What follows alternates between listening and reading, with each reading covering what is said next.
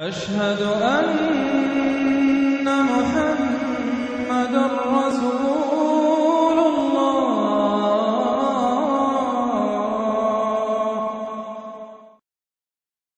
التحریم نام پہلی ہی آیت کے الفاظ لما تحرمو سے ماخوذ ہے۔ یہ بھی اس کے مضامین کا عنوان نہیں ہے، بلکہ اس نام سے مراد یہ ہے کہ یہ وہ سورہ ہے جس میں تحریم کے واقعے کا ذکر آیا ہے۔ زمانہ نزول، اس میں تحریم کے جس واقعے کا ذکر کیا گیا ہے اس کے متعلق احادیث کی روایات میں 2 خواتین کا ذکر آیا ہے جو اس وقت حضور صلی اللہ علیہ وسلم کے حرم میں تھیں۔ ایک حضرت صفیہ رضی اللہ عنہا، دوسری حضرت ماریہ قبطیہ رضی اللہ عنہا۔ ان میں سے ایک یعنی حضرت صفیہ رضی اللہ عنہا فتح خیبر کے بعد حضور صلی اللہ علیہ وسلم کے نکاح میں آئیں اور خیبر کی فتح بالاتفاق 60 ہجری میں ہوئی ہے۔ دوسری خاتون حضرت ماریہ رضی اللہ عنہا کو 60 ہجری میں مصر کے فرمانروا مقوقس نے حضور صلی اللہ علیہ وسلم کی خدمت میں ارسال کیا تھا اور ان کے بطن سے ذی الحج 8 ہجری میں حضور صلی اللہ علیہ وسلم کے فرزند حضرت ابراہیم رضی اللہ عنہ پیدا ہوئے تھے۔ ان تاریخی واقعات سے یہ بات قریب قریب متعین ہو جاتی ہے کہ اس سورہ کا نزول 7 ہجری یا 8 ہجری کے دوران میں کسی وقت ہوا ہے۔ موضوع اور مباحث، یہ ایک بڑی اہم سورہ ہے جس میں رسول اللہ صلی اللہ علیہ وسلم کی ازواج مطہرات کے متعلق بعض واقعات کی طرف اشارہ کرتے ہوئے چند مہمات مسائل پر روشنی ڈالی گئی ہے۔ ایک یہ کہ حلال و حرام اور جائز و ناجائز کے حدود مقرر کرنے کے اختیارات قطعی طور پر اللہ تعالی کے ہاتھ میں ہیں، اور عام انسان تو درکنار خود اللہ کے نبی صلی اللہ علیہ وسلم کی طرف بھی ان کا کوئی حصہ منتقل نہیں کیا گیا ہے۔ نبی بحیثیت نبی اگر کسی چیز کو حرام یا حلال قرار دے سکتا ہے تو صرف اس صورت میں جبکہ اللہ تعالی کی طرف سے اس کا اشارہ ہو، قطع نظر اس سے کہ وہ اشارہ قرآن مجید میں نازل ہوا ہو یا وحی خفی کے طور پر کیا گیا ہو، لیکن بطور خود اللہ کی مباح کی ہوئی کسی چیز کو حرام کر لینے کا مجاز نبی بھی نہیں ہے، کجا کہ کوئی اور شخص ہو سکے۔ دوسری یہ کہ انسانی معاشرے میں نبی کا مقام انتہائی نازک مقام ہے۔ ایک معمولی بات بھی جو کسی دوسرے انسان کی زندگی میں پیش آئے تو چندہ اہمیت نہیں رکھتی، نبی کی زندگی میں اگر پیش آ جائے تو وہ قانون کی حیثیت اختیار کر جاتی ہے۔ اس لیے اللہ تعالیٰ کی طرف سے انبیاء علیہم السلام کی زندگی پر ایسی کڑی نگرانی رکھی گئی ہے کہ ان کا کوئی ادنا اقدام بھی منشاء الہی سے ہٹا ہوا نہ ہو۔ ایسا کوئی فعل بھی اگر نبی سے صادر ہوا ہے تو اس کی فوراً اصلاح کر دی گئی ہے تاکہ اسلامی قانون اور اس کے اصول اپنی بالکل صحیح صورت میں نہ صرف خدا کی کتاب بلکہ نبی کے اسوہ حسنہ کی صورت میں بھی خدا کے بندوں تک پہنچ جائیں، اور ان میں ذرہ برابر بھی کوئی چیز ایسی شامل نہ ہونے پائے جو منشاء الہی سے مطابقت نہ رکھتی ہو۔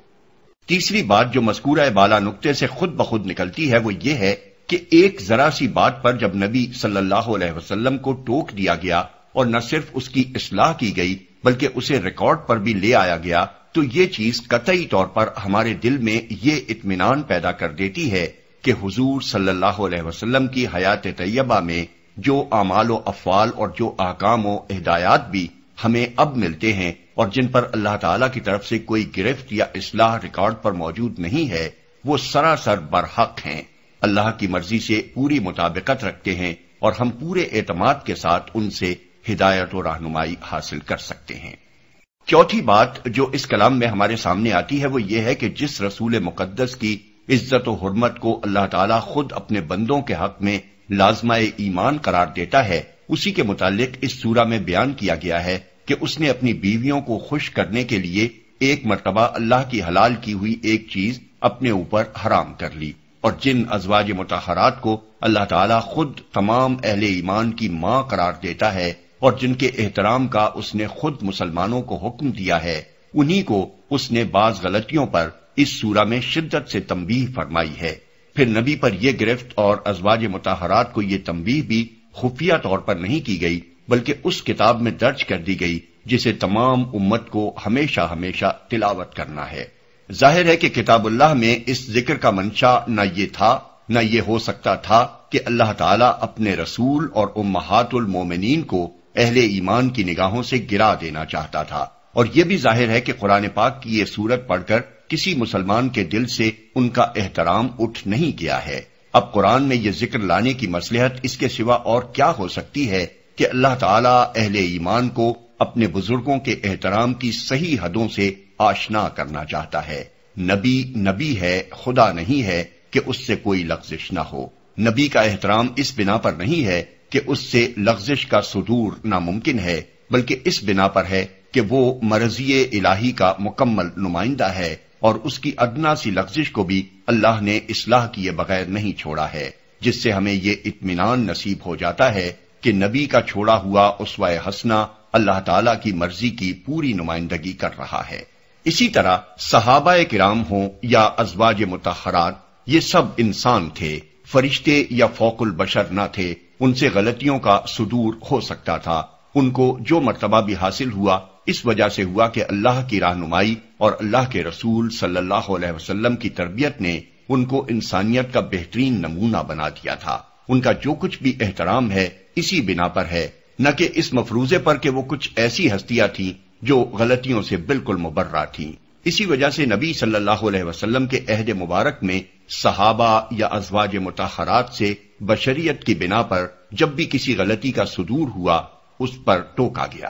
ان کی بعض غلطیوں کی اصلاح حضور صلی اللہ علیہ وسلم نے کی، جس کا ذکر احادیث میں بکثرت مقامات پر آیا ہے، اور بعض غلطیوں کا ذکر قرآن مجید میں کر کے اللہ تعالیٰ نے خود ان کی اصلاح کی، تاکہ مسلمان کبھی بزرگوں کے احترام کا کوئی ایسا مبالغہ آمیز تصور نہ قائم کر لیں جو انہیں انسانیت کے مقام سے اٹھا کر دیویوں اور دیوتاؤں کے مقام پر پہنچا دے۔ آپ قرآن پاک کا مطالعہ آنکھیں کھول کر کریں تو اس کی پے در پے مثالیں آپ کے سامنے آئیں گی۔ سورہ آل عمران میں جنگ احد کا ذکر کرتے ہوئے صحابہ کرام کو مخاطب کر کے فرمایا، اللہ نے تائید و نصرت کا جو وعدہ تم سے کیا تھا وہ تو اس نے پورا کر دیا، جبکہ اس کے اذن سے تم ان کو قتل کر رہے تھے، یہاں تک کہ جب تم نے کمزوری دکھائی اور اپنے کام میں باہم اختلاف کیا، اور جو ہی کہ وہ چیز اللہ نے تمہیں دکھائی جس کی محبت میں تم گرفتار تھے، یعنی مال غنیمت، تم حکم کی نافرمانی کر بیٹھے۔ تم میں سے کوئی دنیا کا طالب تھا اور کوئی آخرت کا طلبگار، تب اللہ نے تمہیں ان کے مقابلے میں پسپا کر دیا تاکہ تمہاری آزمائش کرے، اور حق یہ ہے کہ اللہ نے تمہیں معاف کر دیا۔ اللہ مومنوں پر بڑا فضل فرمانے والا ہے۔ آیت 152۔ سورہ نور میں حضرت عائشہ رضی اللہ عنہا پر تہمت کا ذکر کرتے ہوئے صحابہ رضی اللہ عنہم سے فرمایا گیا، ایسا کیوں نہ ہوا کہ جب تم لوگوں نے اسے سنا تھا اسی وقت مومن مرد اور عورتیں سب اپنے آپ سے نیک گمان کرتے اور کہہ دیتے کہ یہ تو صریح بہتان ہے۔ اگر تم لوگوں پر دنیا اور آخرت میں اللہ کا فضل اور رحم و کرم نہ ہوتا تو جن باتوں میں تم پڑ گئے تھے ان کی پاداش میں بڑا عذاب تمہیں آ لیتا۔ ذرا غور کرو، جب تمہاری ایک زبان سے دوسری زبان اس قصے کو لیتی چلی جا رہی تھی اور تم اپنے منہ سے وہ کچھ کہے جا رہے تھے جس کے متعلق تمہیں کوئی علم نہ تھا، تم اسے ایک معمولی بات سمجھ رہے تھے، حالانکہ اللہ کے نزدیک یہ بڑی بات تھی۔ کیوں نہ اسے سنتے ہی تم نے کہہ دیا کہ ہمیں ایسی بات زبان سے نکالنا زیب نہیں دیتا۔ سبحان اللہ، یہ تو ایک بہتان عظیم ہے۔ اللہ تم کو نصیحت کرتا ہے کہ آئندہ کبھی ایسی حرکت نہ کرنا اگر تم مومن ہو۔ آیات 12 تا 17۔ سورہ احزاب میں ازواج مطہرات کو خطاب کرتے ہوئے ارشاد ہوا، اے نبی، اپنی بیویوں سے کہو اگر تم دنیا اور اس کی زینت چاہتی ہو تو آؤ میں تمہیں کچھ دے دلا کر بھلے طریقے سے رخصت کر دوں، اور اگر تم اللہ اور اس کے رسول اور آخرت کی طلبگار ہو تو جان لو کہ تم میں سے جو نیکوکار ہیں اللہ نے ان کے لیے بڑا اجر مہیا کر رکھا ہے۔ آیات 28-29۔ سورہ جمعہ میں صحابہ رضی اللہ عنہم کے متعلق فرمایا، جب انہوں نے کاروبار تجارت یا کھیل تماشا دیکھا تو اس کی طرف دوڑ گئے، اور اے نبی تم کو خطبے میں کھڑا چھوڑ دیا۔ ان سے کہو کہ جو کچھ اللہ کے پاس ہے وہ کھیل تماشے اور تجارت سے بہتر ہے، اور اللہ بہترین رزق دینے والا ہے۔ آیت 11۔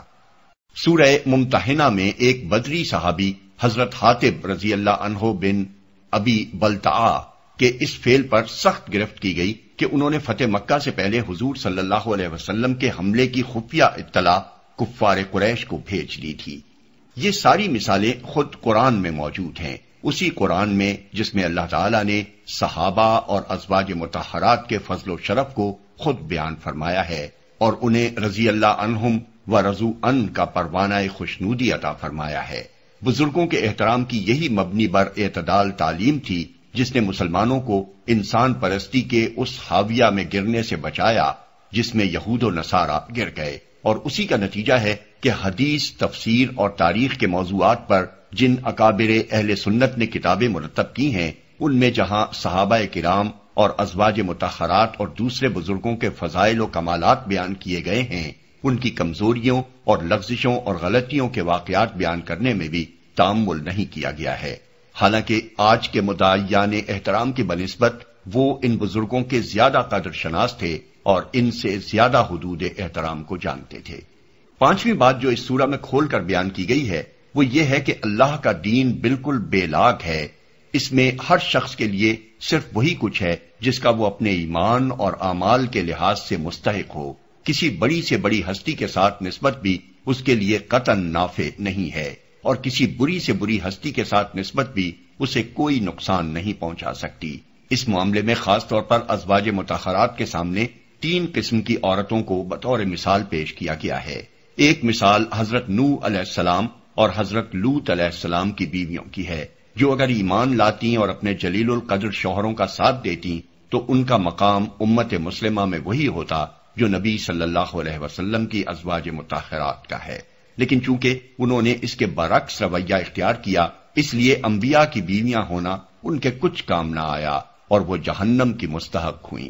دوسری مثال فرعون کی بیوی کی ہے، جو اگرچہ ایک بدترین دشمن خدا کی بیوی تھی، لیکن چونکہ وہ ایمان لے آئیں اور انہوں نے قوم فرعون کے عمل سے اپنے عمل کا راستہ الگ کر لیا، اس لیے فرعون جیسے اکفر الکافرین کی بیوی ہونا بھی ان کے لیے کسی نقصان کا موجب نہ ہوا، اور اللہ تعالیٰ نے انہیں جنت کا مستحق بنا دیا۔ تیسری مثال حضرت مریم علیہ السلام کی ہے، جنہیں یہ مرتبہ عظیم اس لیے ملا کہ اللہ نے جس شدید آزمائش میں انہیں ڈالنے کا فیصلہ فرمایا تھا، اس کے لیے انہوں نے سر تسلیم خم کر دیا۔ حضرت مریم کے سوا دنیا میں کسی شریف اور نیک لڑکی کو کبھی ایسی سخت آزمائش میں نہیں ڈالا گیا کہ کنوار پنے کی حالت میں اللہ کے حکم سے اس کو معجزے کے طور پر حاملہ کر دیا گیا ہو اور اسے بتا دیا گیا ہو کہ اس کا رب اس سے کیا خدمت لینا چاہتا ہے۔ جب حضرت مریم نے اس پر کوئی واویلا نہ کیا بلکہ ایک سچی مومنہ کی حیثیت سے وہ سب کچھ برداشت کرنا قبول کر لیا جو اللہ کی مرضی پوری کرنے کے لیے برداشت کرنا ناگزیر تھا، تب اللہ نے ان کو سیدۃ النساء فی الجنہ مسند احمد کے مرتبہ عالی پر سرفراز فرمایا۔ ان امور کے علاوہ ایک اور اہم حقیقت جو اس سورہ سے ہمیں معلوم ہوتی ہے وہ یہ ہے کہ اللہ تعالیٰ کی طرف سے نبی صلی اللہ علیہ وسلم کے پاس صرف وہی علم نہیں آتا تھا جو قرآن میں درج ہوا ہے، بلکہ آپ کو وحی کے ذریعے سے دوسری باتوں کا علم بھی دیا جاتا تھا جو قرآن میں درج نہیں کیا گیا ہے۔ اس کی صریح دلیل اس سورہ کی آیت 3 ہے، اس میں بتایا گیا ہے کہ نبی صلی اللہ علیہ وسلم نے اپنی ازواج مطہرات میں سے ایک بیوی سے راز میں ایک بات کہی اور انہوں نے وہ کسی اور کو بتا دی، اس پر اللہ تعالیٰ نے نبی صلی اللہ علیہ وسلم کو مطلع کر دیا۔ پھر جب حضور صلی اللہ علیہ وسلم نے اس غلطی پر اپنی ان بیوی کو تنبیہ فرمائی اور انہوں نے پوچھا کہ آپ کو میری یہ غلطی کس نے بتائی، تو حضور صلی اللہ علیہ وسلم نے جواب دیا کہ مجھے علیم و خبیر ہستی نے اس کی خبر دی ہے۔ اب سوال یہ ہے کہ پورے قرآن میں کہاں وہ آیت ہے جس میں اللہ تعالیٰ نے فرمایا ہو کہ اے نبی تم نے اپنی بیوی سے راز میں جو بات کہی تھی وہ اس نے کسی اور پر یا فلاں شخص پر ظاہر کر دی ہے۔ اگر ایسی کوئی آیت قرآن میں نہیں ہے اور ظاہر ہے کہ نہیں ہے تو یہ اس بات کا صریح ثبوت ہے کہ قرآن کے علاوہ بھی نبی صلی اللہ علیہ وسلم پر وحی کا نزول ہوتا تھا۔ اس سے منکرین حدیث کا یہ دعویٰ بالکل باطل ہو جاتا ہے کہ نبی صلی اللہ علیہ وسلم پر قرآن کے سوا اور کوئی وحی نہیں آتی تھی۔ بسم اللہ الرحمن الرحیم۔ شروع اللہ کے نام سے جو رحمان و رحیم ہے۔ یا ایھا النبی لم تحرم ما احل اللہ لک تبتغی مرضات ازواجک واللہ غفور رحیم۔ اے نبی، تم کیوں اس چیز کو حرام کرتے ہو جو اللہ نے تمہارے لیے حلال کی ہے؟ کیا اس لیے کہ تم اپنی بیویوں کی خوشی چاہتے ہو؟ اللہ معاف کرنے والا اور رحم فرمانے والا ہے۔ تمہارے لیے حلال کی ہے۔ یہ دراصل استفہام نہیں ہے بلکہ ناپسندیدگی کا اظہار ہے، یعنی مقصود نبی صلی اللہ علیہ وسلم سے یہ دریافت کرنا نہیں ہے کہ آپ نے یہ کام کیوں کیا ہے، بلکہ آپ کو اس بات پر متنبہ کرنا ہے کہ اللہ کی حلال کی ہوئی چیز کو اپنے اوپر حرام کر لینے کا جو فعل آپ سے صادر ہوا ہے وہ اللہ تعالیٰ کو ناپسند ہے۔ اس سے خود بخود یہ مضمون مترشح ہوتا ہے کہ اللہ نے جس چیز کو حلال کیا ہے اسے حرام کرنے کا اختیار کسی کو بھی نہیں ہے، حتیٰ کہ خود نبی صلی اللہ علیہ وسلم بھی یہ اختیار نہیں رکھتے۔ اگرچہ حضور نے اس چیز کو ناقیدہ حرام سمجھا تھا اور نہ اسے شرعاً حرام قرار دیا تھا، بلکہ صرف اپنی ذات پر اس کے استعمال کو حرام کر لیا تھا، لیکن چونکہ آپ کی حیثیت ایک عام آدمی کی نہیں بلکہ اللہ کے رسول کی تھی، اور آپ کے کسی چیز کو اپنے اوپر حرام کر لینے سے یہ خطرہ پیدا ہو سکتا تھا کہ امت بھی اس شے کو حرام یا کم از کم مکروہ سمجھنے لگے، یا امت کے افراد یہ خیال کرنے لگیں کہ اللہ کی حلال کی ہوئی چیز کو اپنے اوپر حرام کر لینے میں کوئی مذائقہ نہیں ہے۔ اس لیے اللہ تعالیٰ نے آپ کے اس فعل پر گرفت فرمائی اور آپ کو اس تحریم سے باز رہنے کا حکم دیا۔ بیویوں کی خوشی چاہتے ہو۔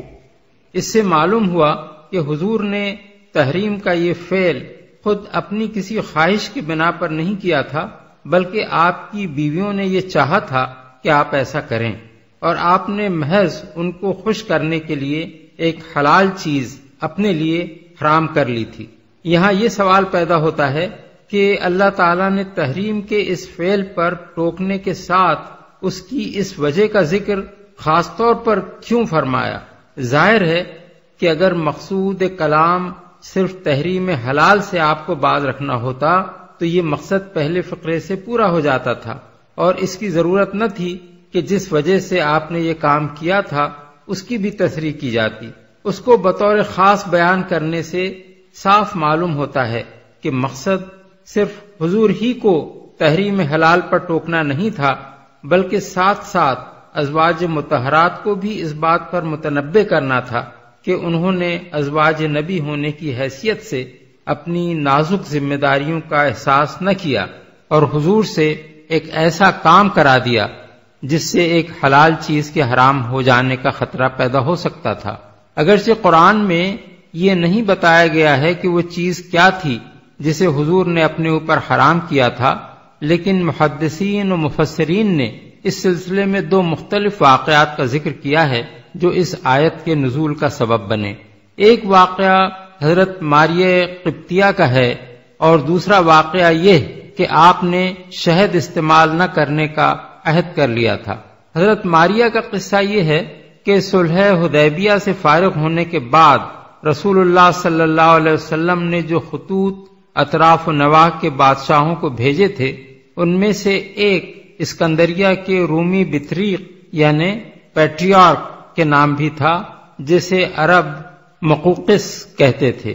حضرت حاطب بن ابی بلتع یہ نام گرامی لے کر جب اس کے پاس پہنچے تو اس نے اسلام تو قبول نہ کیا مگر ان کے ساتھ اچھی طرح پیش آیا اور جواب میں لکھا کہ مجھے یہ معلوم ہے کہ ایک نبی آنا بھی باقی ہے، لیکن میرا خیال یہ ہے کہ وہ شام میں نکلے گا، تاہم میں آپ کے ایلچی کے ساتھ احترام سے پیش آیا ہوں اور آپ کی خدمت میں 2 لڑکیاں بھیج رہا ہوں جو قبطیوں میں بڑا مرتبہ رکھتی ہیں۔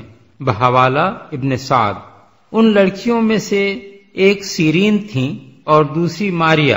عیسائی حضرت مریم کو ماریہ یعنی میری کہتے ہیں۔ مصر سے واپسی پر راستے میں حضرت حاطب نے دونوں کے سامنے اسلام پیش کیا اور وہ ایمان لے آئیں۔ رسول اللہ صلی اللہ علیہ وسلم کی خدمت میں حاضر ہوئیں تو آپ نے سیرین کو حضرت حسان بن ثابت کی ملک یمین میں دے دیا اور حضرت ماریہ کو اپنے حرم میں داخل فرمایا۔ ذی الحجہ سن 8 ہجری میں انہی کے بطن سے حضور کے صاحبزادے ابراہیم پیدا ہوئے بحوالہ الاستیعاب اور الاصابہ۔ یہ خاتون نہایت خوبصورت تھیں۔ حافظ ابن حجر نے الاصابہ میں ان کے متعلق حضرت عائشہ کا یہ قول نقل کیا ہے کہ مجھے کسی عورت کا آنا اس قدر ناگوار نہ ہوا جتنا ماریہ کا آنا ہوا تھا، کیونکہ وہ حسین و جمیل تھیں اور حضور کو بہت پسند آئی تھیں۔ ان کے بارے میں متعدد طریقوں سے جو قصہ احادیث میں نقل ہوا ہے وہ مختصراً یہ ہے کہ ایک روز رسول اللہ صلی اللہ علیہ وسلم حضرت حفصہ کے مکان میں تشریف لے گئے اور وہ گھر پر موجود نہ تھیں۔ اس وقت حضرت ماریہ آپ کے پاس وہاں آ گئیں اور تخلیے میں آپ کے ساتھ رہیں۔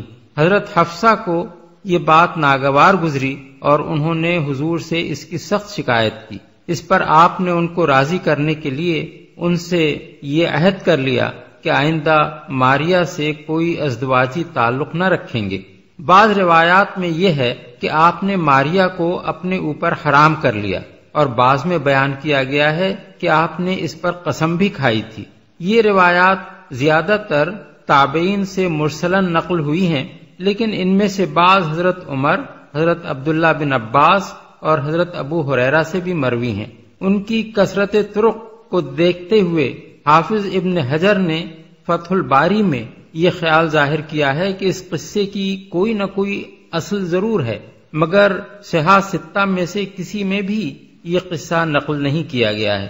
نسائی میں حضرت انس سے صرف اتنی بات منقول ہے کہ حضور کی ایک لونڈی تھی جس سے آپ تمتع فرماتے تھے، پھر حضرت حفصہ اور حضرت عائشہ آپ کے پیچھے پڑ گئیں، یہاں تک کہ آپ نے اسے اپنے اوپر حرام کر لیا۔ اس پر یہ آیت نازل ہوئی کہ اے نبی، تم کیوں اس چیز کو حرام کرتے ہو جسے اللہ نے تمہارے لیے حلال کیا ہے۔ دوسرا واقعہ بخاری، مسلم، ابو داؤد، نسائی اور دوسری متعدد کتب حدیث میں خود حضرت عائشہ سے جس طرح نقل ہوا ہے اس کا خلاصہ یہ ہے کہ رسول اللہ صلی اللہ علیہ وسلم بالعموم ہر روز عصر کے بعد تمام ازواج مطہرات کے ہاں چکر لگاتے تھے۔ ایک موقع پر ایسا ہوا کہ آپ حضرت زینب بنت جہش کے ہاں جا کر زیادہ دیر تک بیٹھنے لگے، کیونکہ ان کے ہاں کہیں سے شہد آیا ہوا تھا اور حضور کو شیرینی بہت پسند تھی، اس لیے آپ ان کے ہاں شہد کا شربت نوش فرماتے تھے۔ حضرت عائشہ کا بیان ہے کہ مجھ کو اس پر رشک لاحق ہوا اور میں نے حضرت حفصہ، حضرت سودا اور حضرت صفیہ سے مل کر یہ طے کیا کہ ہم میں سے جس کے پاس بھی آپ آئیں وہ آپ سے یہ کہے کہ آپ کے منہ سے مغافیر کی بو آتی ہے۔ مغافیر ایک قسم کا پھول ہوتا ہے جس میں کچھ بساند ہوتی ہے، اور اگر شہد کی مکھی اس سے شہد حاصل کرے تو اس کے اندر بھی اس بساند کا اثر آ جاتا ہے۔ یہ بات سب کو معلوم تھی کہ حضور نہایت نفاست پسند ہیں اور آپ کو اس سے سخت نفرت ہے کہ آپ کے اندر کسی قسم کی بدبو پائی جائے، اس لیے آپ کو حضرت زینب کے ہاں ٹھہرنے سے روکنے کی خاطر یہ تدبیر کی گئی اور یہ کارگر ہوئی۔ جب متعدد بیویوں نے آپ سے کہا کہ آپ کے منہ سے مغافیر کی بو آتی ہے تو آپ نے عہد کر لیا کہ اب یہ شہد استعمال نہیں فرمائیں گے۔ ایک روایت میں آپ کے الفاظ یہ ہیں، فلن اعود لہ وقد حلفت، اب میں ہرگز اسے نہ پیوں گا، میں نے قسم کھا لی ہے۔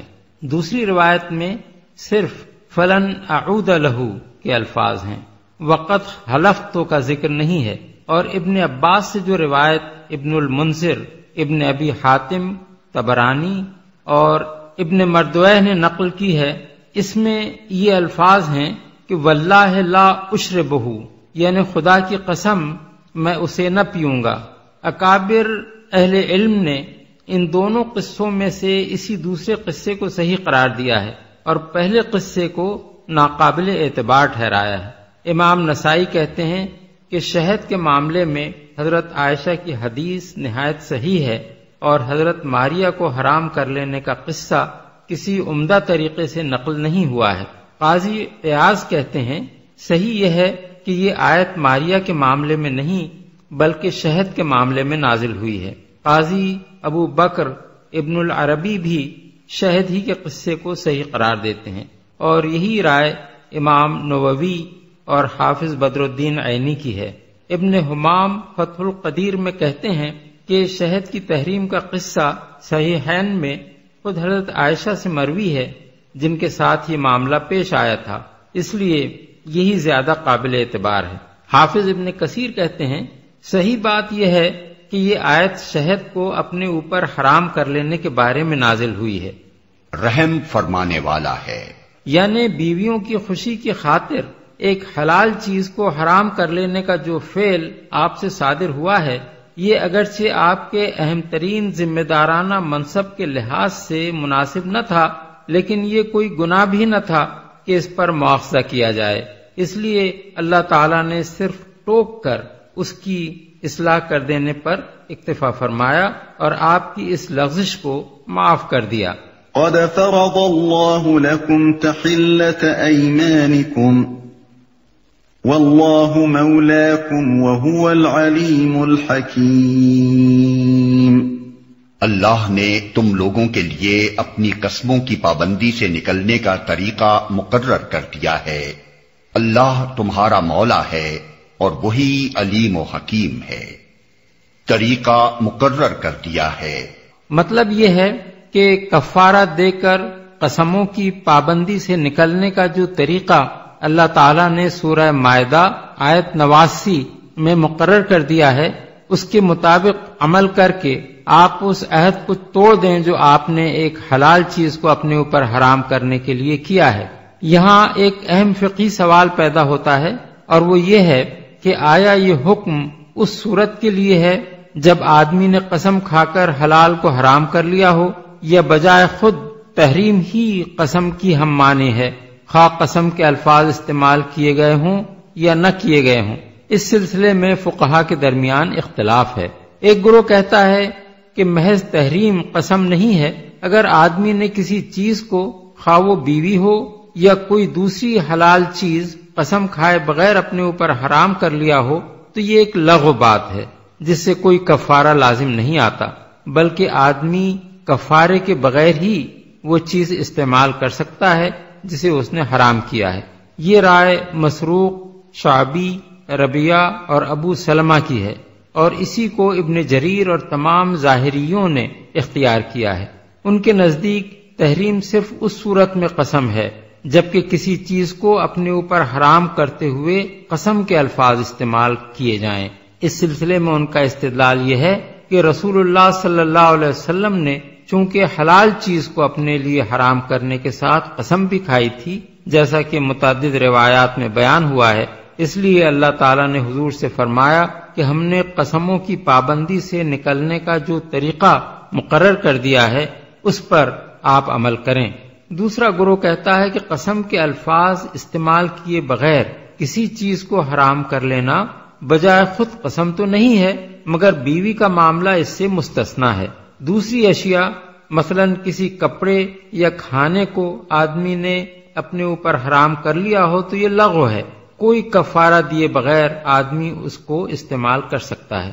لیکن اگر بیوی یا لونڈی کے لیے اس نے کہا ہو کہ اس سے مباشرت میرے اوپر حرام ہے تو وہ حرام تو نہ ہوگی، مگر اس کے پاس جانے سے پہلے کفارہ یمین لازم آئے گا۔ یہ رائے شافعیہ کی ہے بحوالہ مغنی المحتاج، اور اسی سے ملتی جلتی رائے مالکیہ کی بھی ہے بحوالہ احکام القرآن لابن العربی۔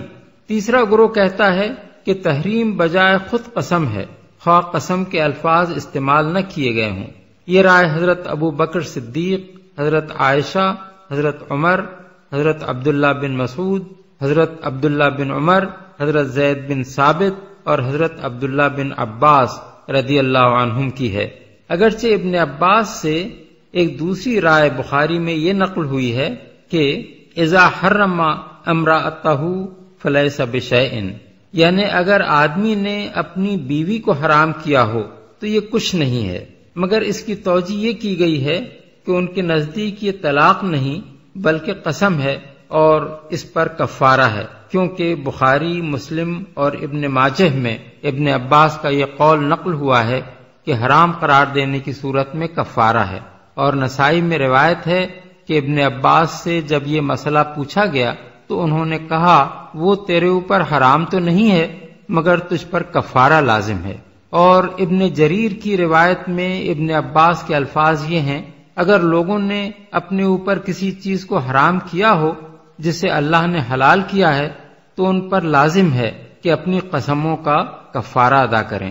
یہی رائے حسن بصری، عطا، طاؤس، سلیمان بن یسار، ابن جبیر اور قتادہ کی ہے، اور اسی رائے کو حنفیہ نے اختیار کیا ہے۔ امام ابو بکر جساس کہتے ہیں کہ آیت لما تحرم ما احل اللہ لک کے ظاہر الفاظ اس بات پر دلالت نہیں کرتے کہ رسول اللہ صلی اللہ علیہ وسلم نے تحریم کے ساتھ ساتھ قسم بھی کھائی تھی، اس لیے یہ ماننا پڑے گا کہ تحریم ہی قسم ہے، کیونکہ اس کے بعد اللہ تعالیٰ نے اسی تحریم کے معاملے میں قسم کا کفارہ واجب فرمایا۔ آگے چل کر پھر کہتے ہیں ہمارے اصحاب یعنی حنفیہ نے تحریم کو اس صورت میں قسم قرار دیا ہے جبکہ اس کے ساتھ طلاق کی نیت نہ ہو۔ اگر کسی شخص نے بیوی کو حرام کہا تو گویا اس نے یہ کہا کہ خدا کی قسم میں تیرے قریب نہیں آؤں گا، اس لیے وہ ایلا کا مرتکب ہوا۔ اور اگر کسی نے کسی کھانے پینے کی چیز وغیرہ کو اپنے لیے حرام قرار دیا تو گویا اس نے یہ کہا کہ خدا کی قسم میں وہ چیز استعمال نہ کروں گا، کیونکہ اللہ تعالیٰ نے پہلے یہ فرمایا کہ آپ اس چیز کو کیوں حرام کرتے ہیں جسے اللہ نے آپ کے لیے حلال کیا ہے، اور پھر فرمایا کہ اللہ نے تم لوگوں کے لیے قسموں کی پابندی سے نکلنے کا طریقہ مقرر کر دیا ہے۔ اس طرح اللہ تعالیٰ نے تحریم کو قسم قرار دیا، اور تحریم کا لفظ اپنے مفہوم اور حکم شرعی میں قسم کا ہم معنی ہو گیا۔ اس مقام پر فائدہ عام کے لیے یہ بتا دینا بھی مناسب معلوم ہوتا ہے کہ بیوی کو اپنے اوپر حرام کرنے اور بیوی کے سوا دوسری چیزوں کو حرام کر لینے کے معاملے میں فقہا کے نزدیک شرعی حکم کیا ہے۔ حنفیہ کہتے ہیں کہ اگر طلاق کی نیت کے بغیر کسی شخص نے بیوی کو اپنے لیے حرام کیا ہو یا قسم کھائی ہو کہ اس سے مقاربت نہ کرے گا تو یہ ایلا ہے، اور اس صورت میں مقاربت سے پہلے اسے قسم کا کفارہ دینا ہوگا۔ لیکن اگر اس نے طلاق کی نیت سے یہ کہا ہو کہ تو میرے اوپر حرام ہے تو معلوم کیا جائے گا کہ اس کی نیت کیا تھی۔ اگر 3 طلاق کی نیت تھی تو 3 واقع ہوں گی، اور اگر اس سے کم کی نیت تھی، خواہ 1 کی نیت ہو یا 2 کی، تو دونوں صورتوں میں ایک ہی طلاق وارد ہوگی۔ اور اگر کوئی یہ کہے کہ جو کچھ میرے لیے حلال تھا وہ حرام ہو گیا، تو اس کا اطلاق بیوی پر اس وقت تک نہ ہوگا جب تک اس نے بیوی کو حرام کرنے کی نیت سے یہ الفاظ نہ کہے ہوں۔ بیوی کے سوا دوسری کسی چیز کو حرام کرنے کی صورت میں آدمی اس وقت تک وہ چیز استعمال نہیں کر سکتا جب تک قسم کا کفارہ ادا نہ کر دے۔ بحوالہ بدائع الصنائع، ہدایہ، فتح القدیر، احکام القرآن للجساس۔ شافعیہ کہتے ہیں کہ بیوی کو اگر طلاق یا زہار کی نیت سے حرام کیا جائے تو جس چیز کی نیت ہوگی وہ واقع ہو جائے گی۔ رجعی طلاق کی نیت ہو تو رجعی، بائن کی نیت ہو تو بائن، اور زہار کی نیت ہو تو زہار۔ اور اگر کسی نے طلاق و زہار دونوں کی نیت سے تحریم کے الفاظ استعمال کیے ہوں تو اس سے کہا جائے گا کہ دونوں میں سے کسی ایک چیز کو اختیار کر لے، کیونکہ طلاق و زہار دونوں بیک وقت ثابت نہیں ہو سکتے۔ طلاق سے نکاح زائل ہوتا ہے اور زہار کی صورت میں وہ باقی رہتا ہے، اور اگر کسی نیت کے بغیر مطلقاً بیوی کو حرام قرار دیا گیا ہو تو وہ حرام نہ ہوگی مگر قسم کا کفارہ لازم آئے گا، اور اگر بیوی کے سوا کسی اور چیز کو حرام قرار دیا ہو تو یہ لغو ہے، اس پر کوئی کفارہ نہیں ہے۔ بحوالہ مغنی المحتاج۔ مالکیہ کہتے ہیں کہ بیوی کے سوا دوسری کسی چیز کو آدمی اپنے اوپر حرام کرے تو نہ وہ حرام ہوتی ہے اور نہ اسے استعمال کرنے سے پہلے کوئی کفارہ لازم آتا ہے۔ لیکن اگر بیوی کو کہہ دے کہ تو حرام ہے یا میرے لیے حرام ہے یا میں تیرے لیے حرام ہوں، تو خواہ مدخولہ سے یہ بات کہے یا غیر مدخولہ سے، ہر صورت میں یہ 3 طلاق ہیں، الا یہ کہ اس نے 3 سے کم کی نیت کی ہو۔ اسبغ کا قول ہے کہ اگر کوئی یوں کہے کہ جو کچھ مجھ پر حلال تھا وہ حرام ہے، تو جب تک وہ بیوی کو مستثنی نہ کرے اس سے بیوی کی تحریم بھی لازم آ جائے گی۔ المدونہ میں مدخولہ اور غیر مدخولہ کے درمیان فرق کیا گیا ہے۔ مدخولہ کو حرام کہہ دینے سے 3 ہی طلاقیں پڑیں گی، خواہ نیت کچھ بھی ہو، لیکن غیر مدخولہ کے معاملے میں اگر نیت کم کی ہو تو جتنی طلاقوں کی نیت کی گئی ہے اتنی ہی پڑیں گی، اور کسی خاص تعداد کی نیت نہ ہو تو پھر یہ 3 طلاقیں ہوں گی۔ بحوالہ حاشیۃ الدسوقی۔ قاضی ابن العربی نے احکام القرآن میں اس مسئلے کے متعلق امام مالک کے 3 قول نقل کیے ہیں۔ ایک یہ کہ بیوی کی تحریم ایک طلاق بائن ہے، دوسرا یہ کہ یہ 3 طلاق ہیں، تیسرا یہ کہ مدخولہ کے معاملے میں تو یہ بہرحال 3 طلاقیں ہیں، البتہ غیر مدخولہ کے معاملے میں ایک کی نیت ہو تو ایک ہی طلاق پڑے گی۔ پھر کہتے ہیں کہ صحیح یہ ہے کہ بیوی کی تحریم ایک ہی طلاق ہے، کیونکہ اگر آدمی حرام کہنے کے بجائے طلاق کا لفظ استعمال کرے اور کسی تعداد کا تعین نہ کرے تو ایک ہی طلاق واقع ہوگی۔ امام احمد بن حنبل سے اس مسئلے میں 3 مختلف اقوال منقول ہوئے ہیں۔ ایک یہ کہ بیوی کی تحریم یا حلال کو مطلقاً اپنے لیے حرام قرار دینا زہار ہے، خواہ زہار کی نیت ہو یا نہ ہو۔ دوسرا یہ کہ یہ طلاق کا صحیح کنایہ ہے اور اس سے 3 طلاقیں واقع ہو جاتی ہیں، خواہ نیت ایک ہی کی ہو۔ اور تیسرا قول یہ ہے کہ یہ قسم ہے الا یہ کہ آدمی نے طلاق یا زہار میں سے کسی کی نیت کی ہو، اور اس صورت میں جو نیت بھی کی گئی ہو وہی واقع ہوگی۔ ان میں سے پہلا قول ہی مذہب حنبلی میں مشہور ترین ہے۔ بحوالہ الانصاف۔ علیم و حکیم ہے، یعنی اللہ تمہارا آقا اور تمہارے معاملات کا متولی ہے، وہ زیادہ بہتر جانتا ہے کہ تمہاری بھلائی کس چیز میں ہے، اور جو احکام بھی اس نے دیے ہیں سراسر حکمت کی بنا پر دیے ہیں۔ پہلی بات ارشاد فرمانے کا مطلب یہ ہے کہ تم خود مختار نہیں ہو بلکہ اللہ کے بندے ہو، اور وہ تمہارا آقا ہے، اس لیے اس کے مقرر کیے ہوئے طریقوں میں رد و بدل کرنے کا اختیار تم میں سے کسی کو حاصل نہیں ہے۔ تمہارے لیے حق یہی ہے کہ اپنے معاملات اس کے حوالے کر کے بس اس کی اطاعت کرتے رہو۔ دوسری بات ارشاد فرمانے سے یہ حقیقت ذہن نشین کرائی گئی ہے کہ اللہ نے جو طریقے اور قوانین مقرر کیے ہیں وہ سب علم و حکمت پر مبنی ہیں۔ جس چیز کو حلال کیا ہے علم و حکمت کی بنا پر حلال کیا ہے، اور جسے حرام قرار دیا ہے اسے بھی علم و حکمت کی بنا پر حرام قرار دیا ہے۔ یہ کوئی الٹپ کام نہیں ہے کہ جسے چاہا حلال کر دیا اور جسے چاہا حرام ٹھہرا دیا۔ لہذا جو لوگ اللہ پر ایمان رکھتے ہیں انہیں یہ سمجھنا چاہیے کہ علیم و حکیم ہم نہیں ہیں بلکہ اللہ ہے، اور ہماری بھلائی اسی میں ہے کہ ہم اس کے دیے ہوئے احکام کی پیروی کریں۔ وَإِذْ أَسَرَّ النَّبِيُّ إِلَى بَعْضِ أَزْوَاجِهِ حَدِيثًا فَلَمَّا نَبَّأَتْ بِهِ وَأَظْهَرَهُ اللَّهُ عَلَيْهِ عَرَّفَ بَعْضَهُ وَأَعْرَضَ عَن بَعْضٍ فَلَمَّا نَبَّأَهَا بِهِ قَالَتْ مَنْ أَنبَأَكَ هَذَا قَالَ نَبَّأَنِيَ الْعَلِيمُ الْخَبِيرُ۔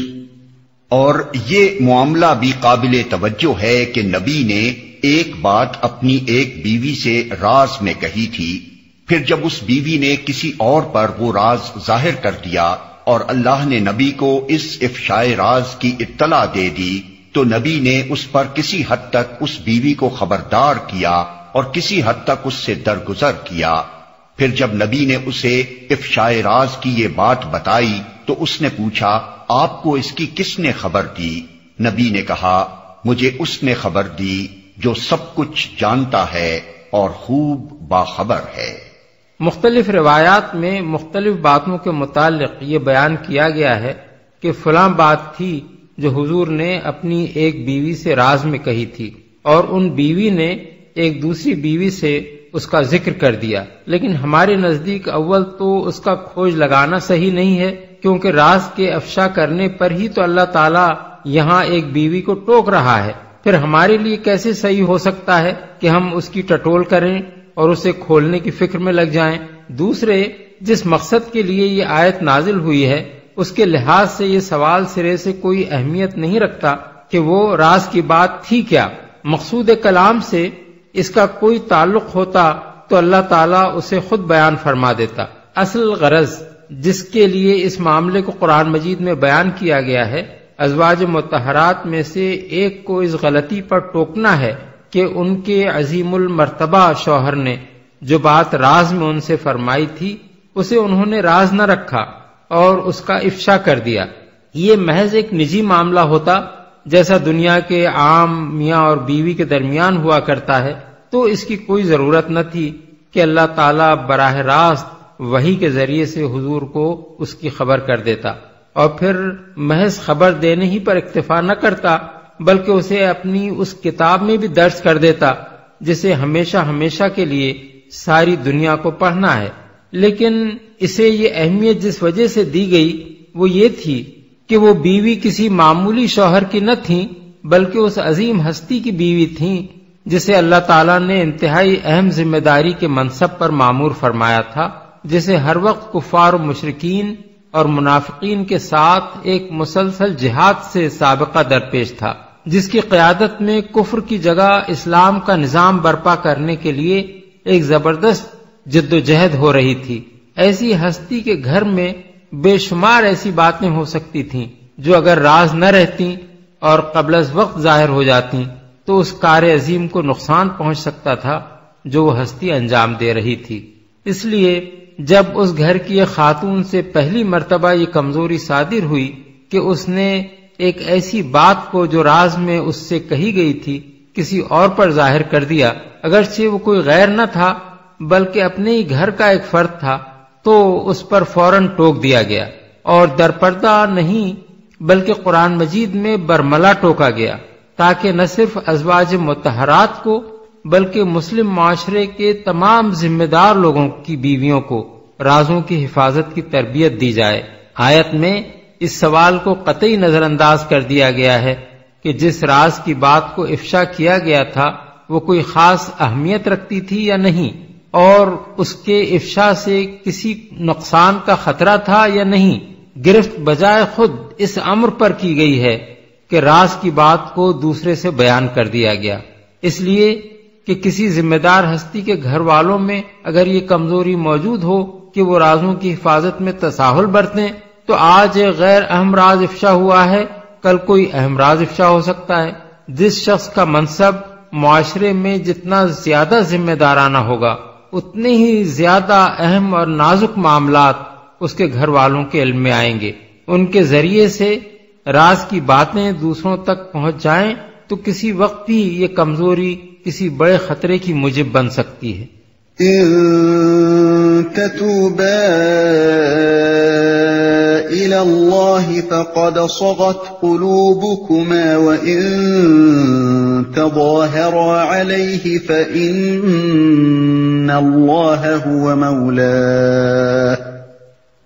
فإن الله هو مولاه وجبريل وصالح المؤمنين والملائكة بعد ذلك ظهير۔ اگر تم دونوں اللہ سے توبہ کرتی ہو تو یہ تمہارے لیے بہتر ہے، کیونکہ تمہارے دل سیدھی راہ سے ہٹ گئے ہیں، اور اگر نبی کے مقابلے میں تم نے باہم جتھا بندی کی تو جان رکھو کہ اللہ اس کا مولا ہے، اور اس کے بعد جبریل اور تمام صالح اہل ایمان اور سب ملائکہ اس کے ساتھی اور مددگار ہیں، سیدھی راہ سے ہٹ گئے ہیں۔ اصل الفاظ ہیں قد صغت قلوبکما۔ صغو عربی زبان میں مڑ جانے اور ٹیڑھا ہو جانے کے معنی میں بولا جاتا ہے۔ شاہ ولی اللہ صاحب نے اس فقرے کا ترجمہ کیا ہے ہر آئینہ کج شدہ است دل شما، اور شاہ رفیع الدین صاحب کا ترجمہ یہ ہے کج ہو گئے ہیں دل تمہارے۔ حضرات عبداللہ بن مسعود، عبداللہ بن عباس، سفیان ثوری اور ضحاک نے اس کا مفہوم بیان کیا ہے زاغت قلوبکما، یعنی تمہارے دل راہ راست سے ہٹ گئے ہیں۔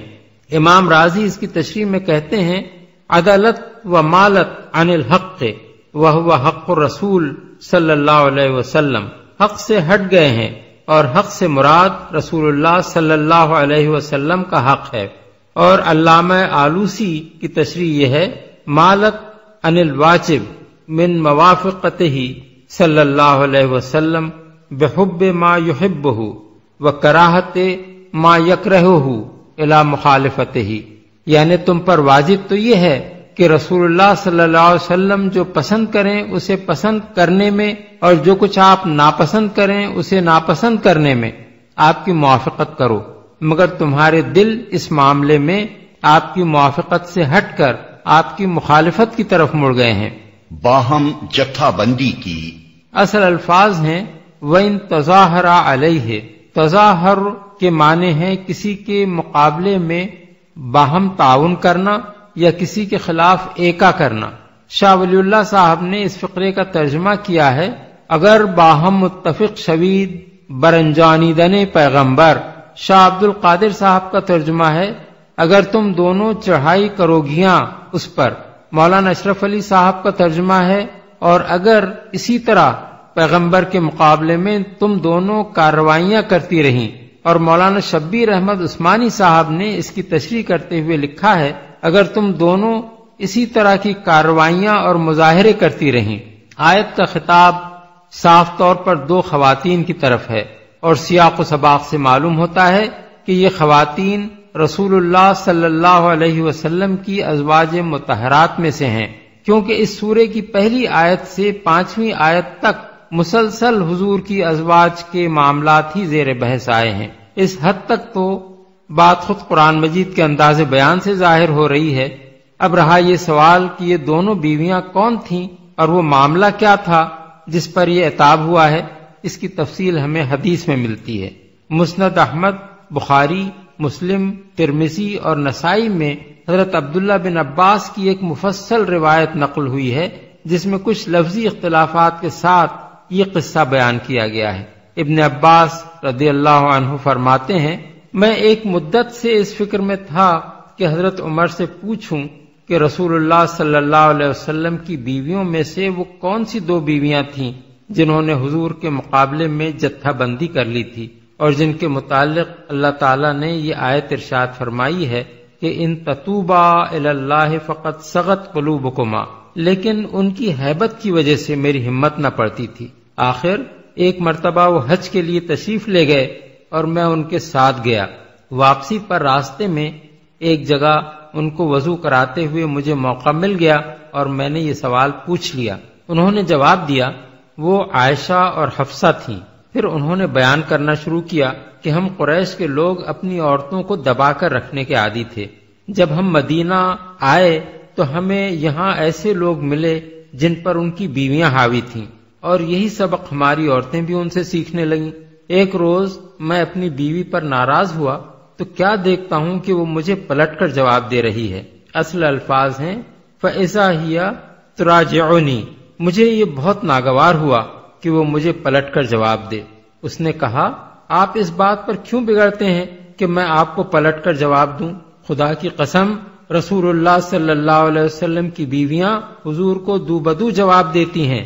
اصل لفظ ہے لَيُرَاجِعْنَهُ، اور ان میں سے کوئی حضور سے دن دن بھر روٹھی رہتی ہے۔ بخاری کی روایت میں ہے کہ حضور اس سے دن بھر ناراض رہتے ہیں۔ یہ سن کر میں گھر سے نکلا اور حفصہ کے ہاں گیا جو حضرت عمر کی بیٹی اور حضور کی بیوی تھیں۔ میں نے اس سے پوچھا کیا تو رسول اللہ صلی اللہ علیہ وسلم کو دو بدو جواب دیتی ہے؟ اس نے کہا ہاں۔ میں نے پوچھا اور کیا تم میں سے کوئی دن دن بھر حضور سے روٹھی رہتی ہے؟ بخاری کی روایت میں ہے کہ حضور دن بھر اس سے ناراض رہتے ہیں۔ اس نے کہا ہاں۔ میں نے کہا نامراد ہو گئی اور گھاٹے میں پڑ گئی وہ عورت جو تم میں سے ایسا کرے۔ کیا تم میں سے کوئی اس بات سے بے خوف ہو گئی ہے کہ اپنے رسول کے غضب کی وجہ سے اللہ اس پر غضبناک ہو جائے اور وہ ہلاکت میں پڑ جائے؟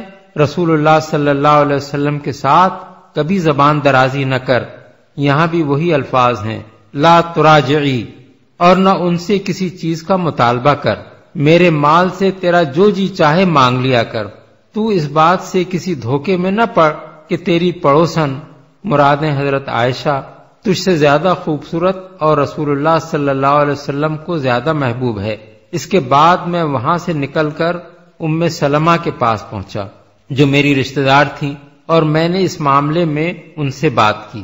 انہوں نے کہا، ابن خطاب، تم بھی عجیب آدمی ہو، ہر معاملے میں تم نے دخل دیا، یہاں تک کہ اب رسول اللہ صلی اللہ علیہ وسلم اور ان کی بیویوں کے معاملے میں بھی دخل دینے چلے ہو۔ ان کی اس بات نے میری ہمت توڑ دی۔ پھر ایسا ہوا کہ میرا ایک انصاری پڑوسی رات کے وقت میرے گھر آیا اور اس نے مجھے پکارا۔ ہم دونوں باری باری رسول اللہ صلی اللہ علیہ وسلم کی مجلس میں حاضر ہوتے تھے، اور جو بات کسی کی باری کے دن ہوتی تھی وہ دوسرے کو بتا دیا کرتا تھا۔ زمانہ وہ تھا جب ہمیں غسان کے حملے کا خطرہ لگا ہوا تھا۔ اس کے پکارنے پر جب میں نکلا تو اس نے کہا، ایک بڑا حادثہ پیش آ گیا ہے۔ میں نے کہا، کیا غسانی چڑھ آئے ہیں؟ اس نے کہا، نہیں، اس سے بھی زیادہ بڑا معاملہ ہے۔ رسول اللہ صلی اللہ علیہ وسلم نے اپنی بیویوں کو طلاق دے دی ہے۔ میں نے کہا، برباد ہوئی اور نامراد ہو گئی حفصہ۔ بخاری کے الفاظ ہیں، رغم انف حفصہ و عائشہ۔ مجھے پہلے ہی اندیشہ تھا کہ یہ ہونے والی بات ہے۔ اس کے آگے کا قصہ ہم نے چھوڑ دیا ہے، جس میں حضرت عمر نے بتایا ہے کہ دوسرے روز صبح حضور کی خدمت میں جا کر انہوں نے کس طرح حضور کا غصہ ٹھنڈا کرنے کی کوشش کی۔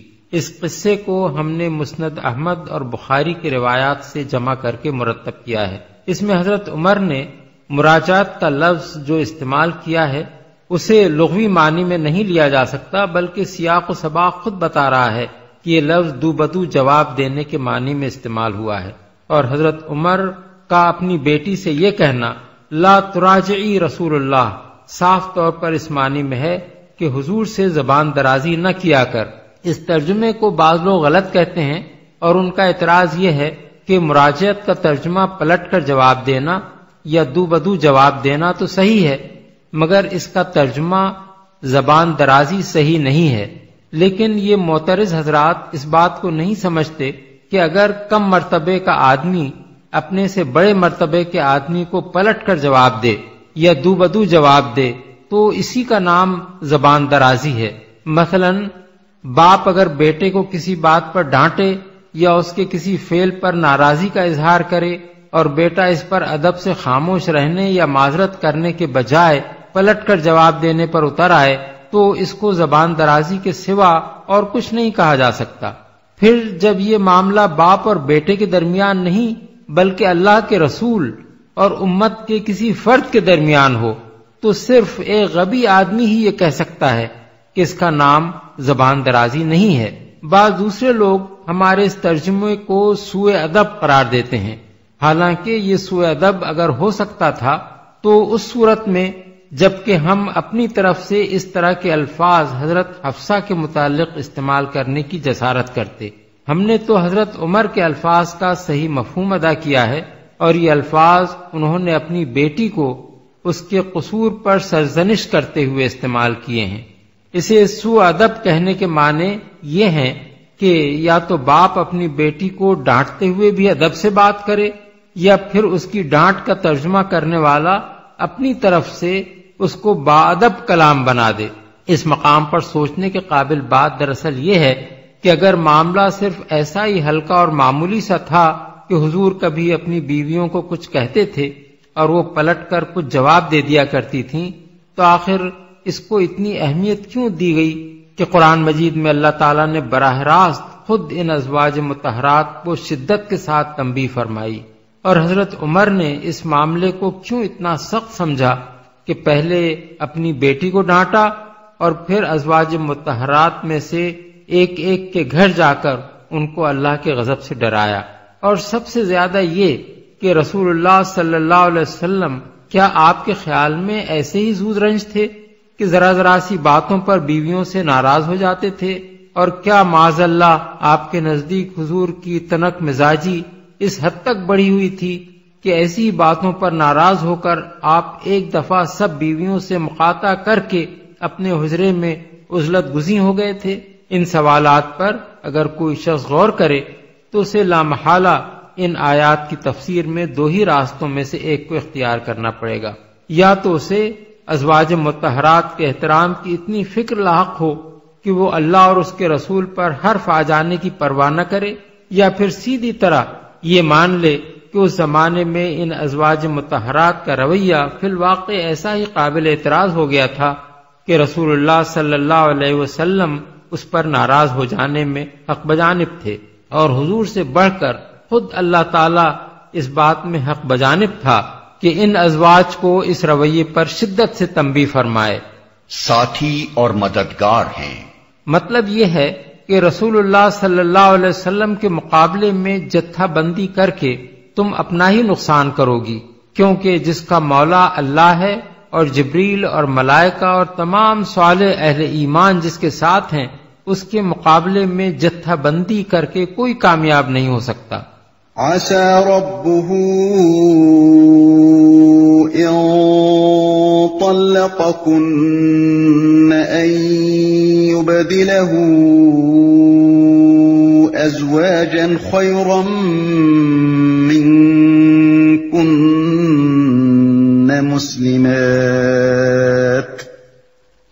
مسلمات مؤمنات قانتات تائبات عابدات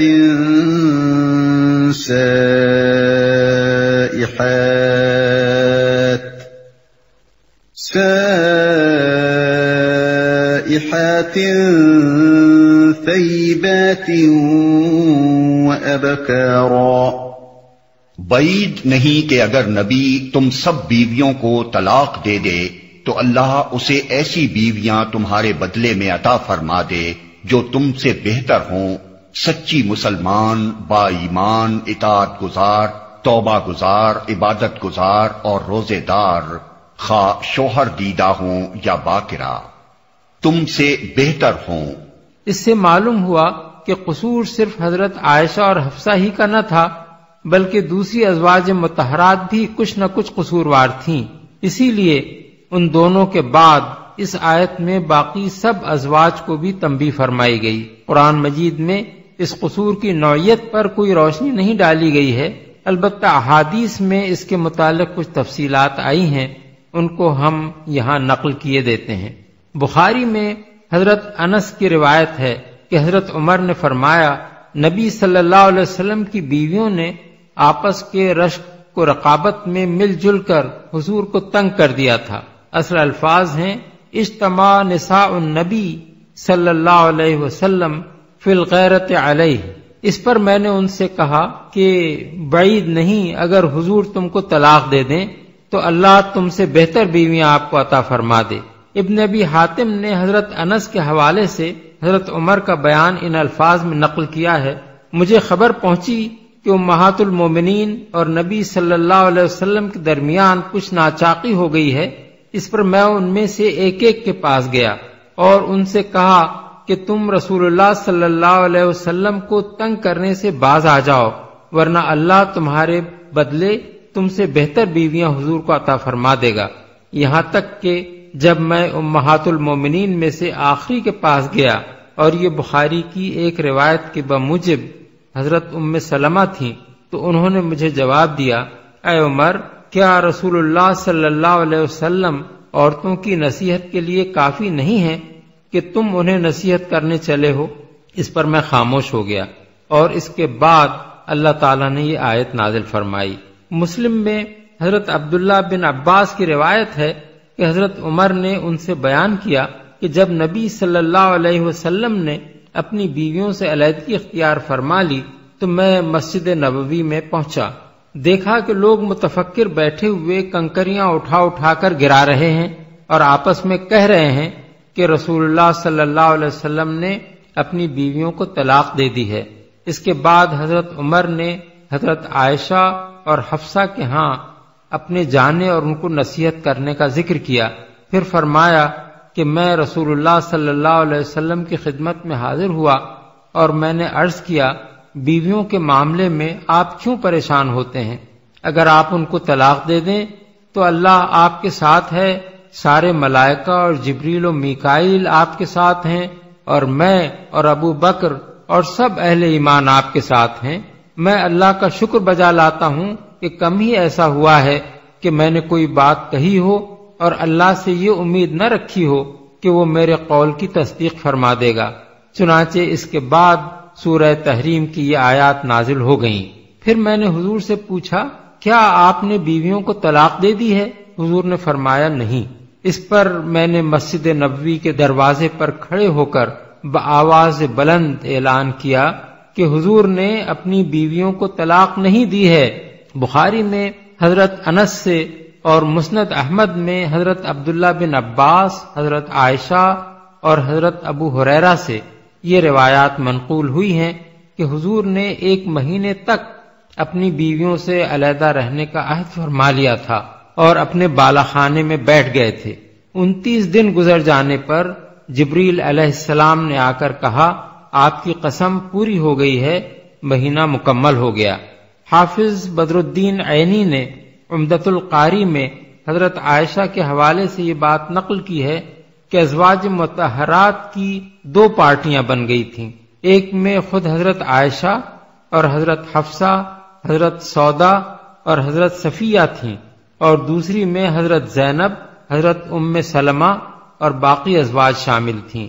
ان تمام روایات سے کچھ اندازہ ہو سکتا ہے کہ اس وقت رسول اللہ صلی اللہ علیہ وسلم کی خانگی زندگی میں کیا حالات پیدا ہو گئے تھے، جن کی بنا پر یہ ضروری ہوا کہ اللہ تعالی مداخلت کر کے ازواج مطہرات کے طرز عمل کی اصلاح فرمائے۔ یہ ازواج اگرچہ معاشرے کی بہترین خواتین تھیں، مگر بہرحال تھیں انسان ہی اور بشریت کے تقاضوں سے مبرہ نہ تھیں۔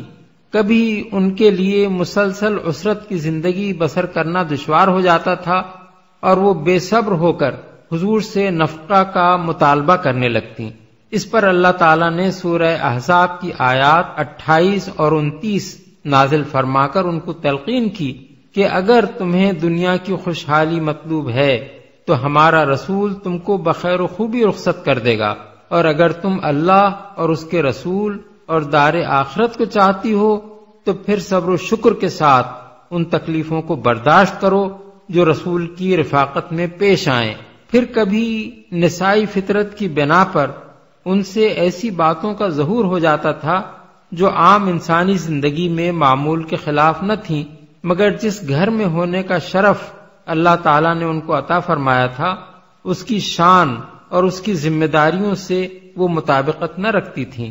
ان باتوں سے جب یہ اندیشہ پیدا ہوا کہ رسول اللہ صلی اللہ علیہ وسلم کی خانگی زندگی کہیں تلخ نہ ہو جائے اور اس کا اثر اس کار عظیم پر مترتب نہ ہو جو اللہ تعالی حضور سے لے رہا تھا، تو قرآن مجید میں یہ آیت نازل کر کے ان کی اصلاح فرمائی گئی تاکہ ازواج مطہرات کے اندر اپنے اس مقام اور مرتبے کی ذمہ داریوں کا احساس پیدا ہو جو اللہ کے آخری رسول کی رفیق زندگی ہونے کی حیثیت سے ان کو نصیب ہوا تھا، اور وہ اپنے آپ کو عام عورتوں کی طرح اور اپنے گھر کو عام گھروں کی طرح نہ سمجھ بیٹھیں۔ اس آیت کا پہلا ہی فقرہ ایسا تھا کہ اس کو سن کر ازواج مطہرات کے دل لرز اٹھے ہوں گے۔ اس ارشاد سے بڑھ کر ان کے لیے تنبیہ اور کیا ہو سکتی تھی کہ اگر نبی تم کو طلاق دے دے تو بعید نہیں کہ اللہ اس کو تمہاری جگہ تم سے بہتر بیویاں عطا کر دے۔ اول تو نبی صلی اللہ علیہ وسلم سے طلاق مل جانے کا تصور ہی ان کے لیے ناقابل برداشت تھا، اس پر یہ بات مزید کہ تم سے امہات المومنین ہونے کا شرف چھین لیا جائے گا اور دوسری عورتیں جو اللہ تعالی نبی صلی اللہ علیہ وسلم کی زوجیت میں لائے گا وہ تم سے بہتر ہوں گی۔ اس کے بعد تو یہ ممکن ہی نہ تھا کہ ازواج مطہرات سے پھر کبھی کسی ایسی بات کا صدور ہوتا جس پر اللہ تعالی کی طرف سے گرفت کی نوبت آتی۔ یہی وجہ ہے کہ قرآن مجید میں بس 2 ہی مقامات ہم کو ایسے ملتے ہیں جہاں ان برگزیدہ خواتین کو تنبیہ فرمائی گئی ہے، ایک سورہ احزاب اور دوسرے یہ سورہ تحریم۔ با ایمان مسلم اور مومن کے الفاظ جب ایک ساتھ لائے جاتے ہیں تو مسلم کے معنی عملاً احکام الہی پر عمل کرنے والے کے ہوتے ہیں، اور مومن سے مراد وہ شخص ہوتا ہے جو صدق دل سے ایمان لائے۔ پس بہترین مسلمان بیویوں کی اولین خصوصیت یہ ہے کہ وہ سچے دل سے اللہ اور اس کے رسول اور اس کے دین پر ایمان رکھتی ہوں اور عملاً اپنے اخلاق، عادات، خصائل اور برتاؤ میں اللہ کے دین کی پیروی کرنے والی ہوں۔ اطاعت گزار، اس کے دو معنی ہیں اور دونوں ہی یہاں مراد ہیں۔ ایک اللہ اور اس کے رسول کی تابع فرمان، دوسرے اپنے شوہر کی اطاعت کرنے والی۔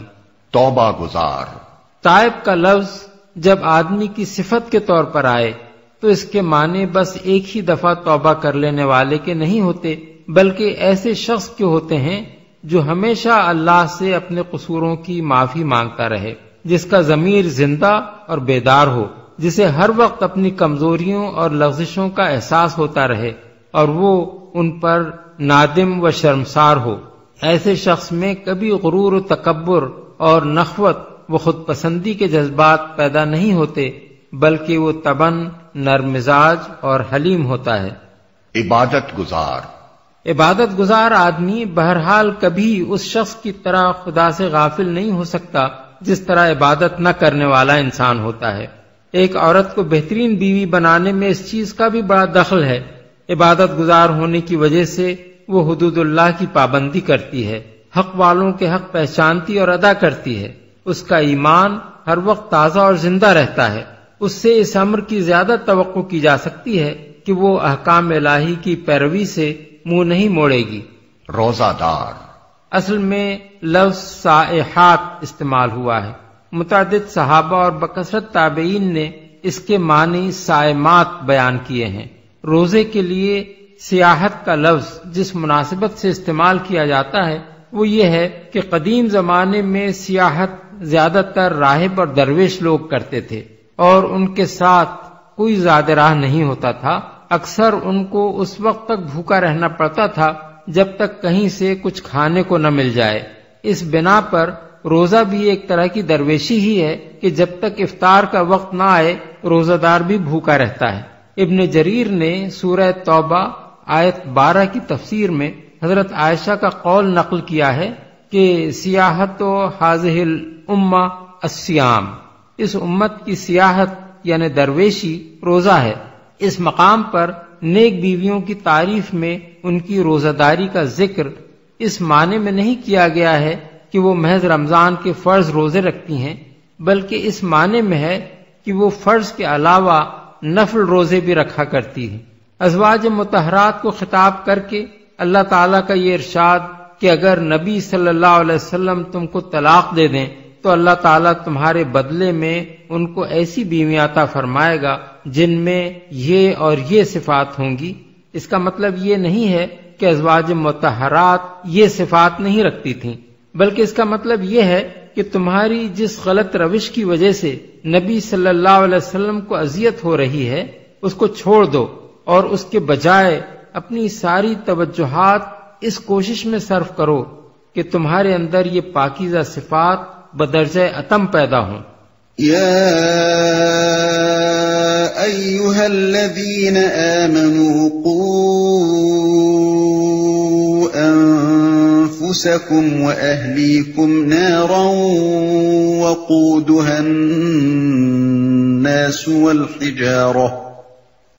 وقودها الناس والحجارة عليها ملائكة غلاظ شداد لا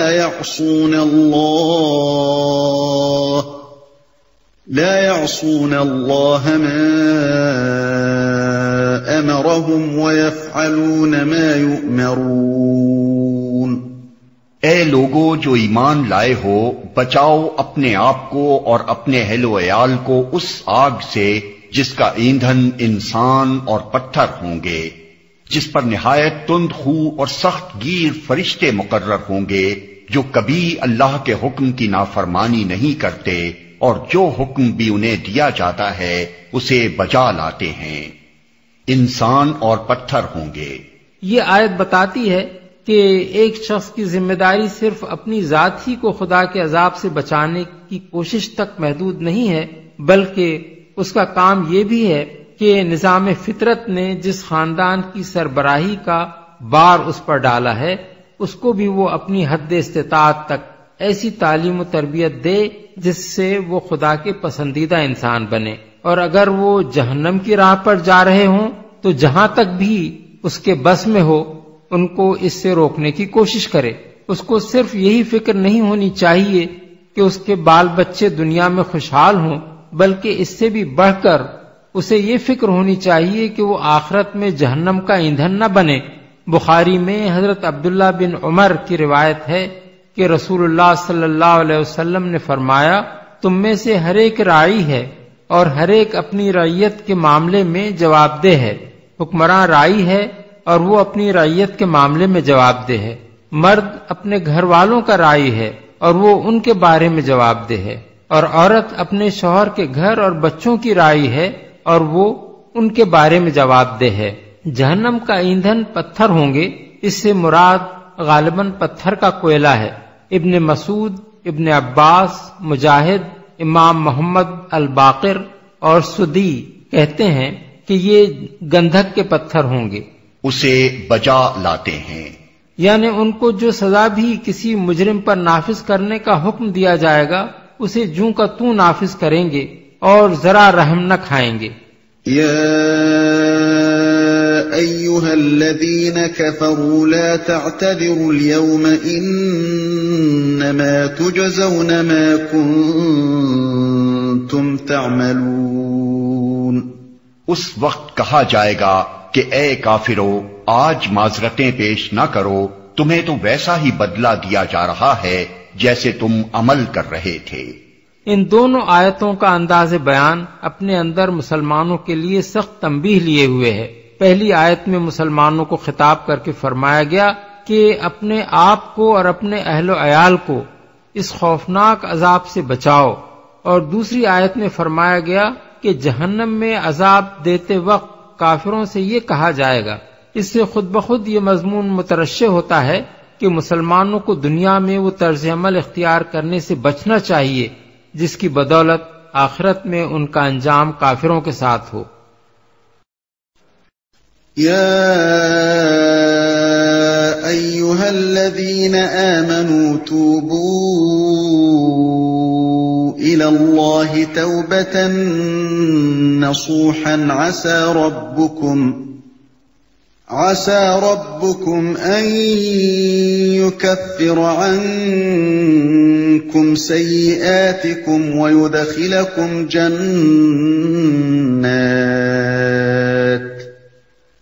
ويدخلكم جنات تجري من تحتها الأنهار يوم لا يخزي الله النبي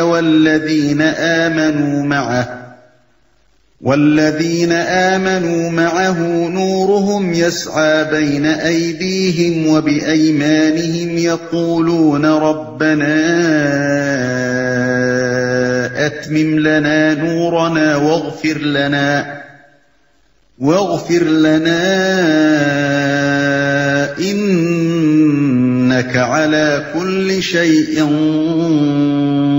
قدير۔ اے لوگو جو ایمان لائے ہو، اللہ سے توبہ کرو، خالص توبہ۔ بعید نہیں کہ اللہ تمہاری برائیاں تم سے دور کر دے اور تمہیں ایسی جنتوں میں داخل فرما دے جن کے نیچے نہریں بہ رہی ہوں گی۔ یہ وہ دن ہوگا جب اللہ اپنے نبی کو اور ان لوگوں کو جو اس کے ساتھ ایمان لائے ہیں رسوا نہ کرے گا۔